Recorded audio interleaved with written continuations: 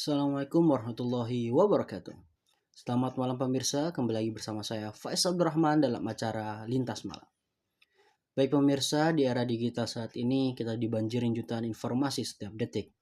Kecepatan menjadi raja, namun di tengah derasnya arus informasi, tantangan terbesar bagi industri media justru semakin berat. Departemen Produksi Berita kini menghadapi tekanan kecepatan, tuntunan untuk hadir di berbagai platform, dan yang terpenting, kebutuhan verifikasi data yang sangat tinggi. Jika masih mengandalkan alur kinerja manual, risiko kesalahan dan efisiensi sangat besar. Malam ini kita akan membahas sebuah strategi yang mengubah wajah jurnalisme modern. Optimalisasi kinerja Departemen Produksi Pemberitaan. Kita akan mendalami bagaimana metode Computer Assisted Reporting atau yang bisa disebut CAR melalui pendekatan jurnalisme data dan sains menjadi jawaban atas tantangan ini. Pemirsa, istilah Computer Assisted Reporting atau juga bisa disebut CAR mungkin terdengar teknis, namun sederhananya CAR adalah strategi penting bagi jurnalis untuk mengumpulkan dan menganalisis data dan memvisualisasikan data sebagai bagian integral dari produksi berita. Ini adalah sebuah transformasi epistemik atau transformasi cara kita mendapatkan pengetahuan dalam jurnalisme. Prosesnya mengubah paradigma. Yang pertama, ada data gathering, di mana jurnalis mengumpulkan data dari sumber digital, seperti open data atau basis data publik. Kedua, data analisis, data mentah dan tadi dianalisis menggunakan perangkat lunak statistik untuk menemukan pola atau anomali yang tersembunyi. Dan ketiga, data presentation, hasil analisis disajikan dalam bentuk visualisasi interaktif dan narasi yang kuat berbasis bukti. Ini bukan lagi teori.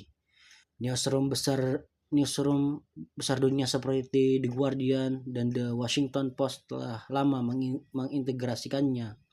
Di Indonesia, kita melihat media seperti Tempo.com menggunakannya untuk liputan investigasi mendalam. Contohnya dalam kasus Panama Papers.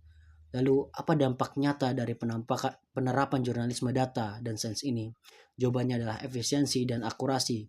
Fokus media bergeser dari yang tadinya hanya mengerjakan kecepatan semata, kini beralih ke ketepatan berbasis bukti.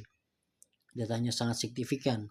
Studi menunjukkan bahwa penerapan CAR mampu menghasilkan 40% pengurangan waktu riset, sehingga efisiensi produksi meningkat. Dan yang terpenting bagi Anda pemirsa adalah 25% penurunan kesalahan faktual. Ini dicapai melalui cross-validation data otomatis yang meningkatkan akurasi editorial. Namun, pemirsa, kita harus jujur bahwa penerapan CAR di Indonesia menghadapi kendala serius. Tantangan terbesar ada 4. Yang pertama ada kesenjangan keterampilan, kedua ada keterbatasan sumber daya manusia, dan yang ketiga ada keterampilan ganda, yakni jurnalisme sekaligus analisis data. Mayoritas jurnalis kita belum familiar dengan alat seperti table atau Python. Infrastruktur dan teknologi, banyak redaksi belum memiliki infrastruktur digital yang memadai untuk mengolah big data secara efektif. Fragmentasi lintas divisi, seringkali terjadi kurangnya integrasi antara reporter di lapangan. Analisis data dan editor, proses kerja berjalan sektorial sehingga menghambat kolaborasi data. Tantangan etis, penggunaan algoritma berisiko menciptakan bias baru. Disinilah letak keunikan dari kajian yang kita bahas. Optimalisasi ini tidak hanya soal teknologi, tapi juga harus dibingkai oleh etika. Dalam konteks ini, kita berbicara soal etika komunikasi Islam. Ada 3 pilar etis yang menjadi fondasi. Yang pertama adalah sidq atau kejujuran.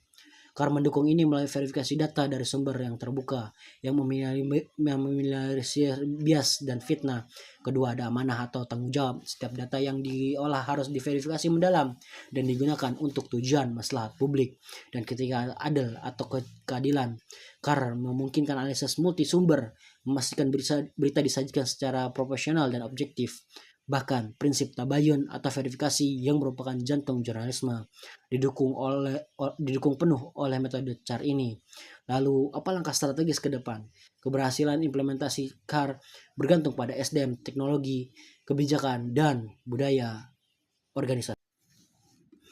Ada 3 rekomendasi strategis yang patut kita cermati. Yang pertama, bagi praktisi media, harus ada investasi pada infrastruktur teknologi dan pelatihan intensif analisis data. Penting juga untuk membentuk unit data tim khusus untuk mendukung liputan investigasi. Bagi akademisi, perlu dikembangkan kurikulum jurnalisme data, Islami, dan etika digital. Bagi pemerintah atau regulator harus ada kebijakan nasional untuk literasi data jurnalis serta mengatur tata kelola data publik atau open government data yang etis. Pemirsa, optimalis computer assisted reporting melalui jurnalisme data adalah sebuah keniscayaan strategis. Ini bukan hanya tentang meningkatkan kinerja teknis ruang redaksi, lebih dari itu, ini adalah upaya untuk memperkuat identitas moral media yang melandaskan pada kebenaran dan tanggung jawab sosial. Sekian berita pada malam hari ini. Saya Faiz Abdurrahman dan juga kru studio pamit undur diri. Jangan lupa saksikan terus program-program terbaru dari kami. Selamat malam, selamat beristirahat, dan sampai jumpa.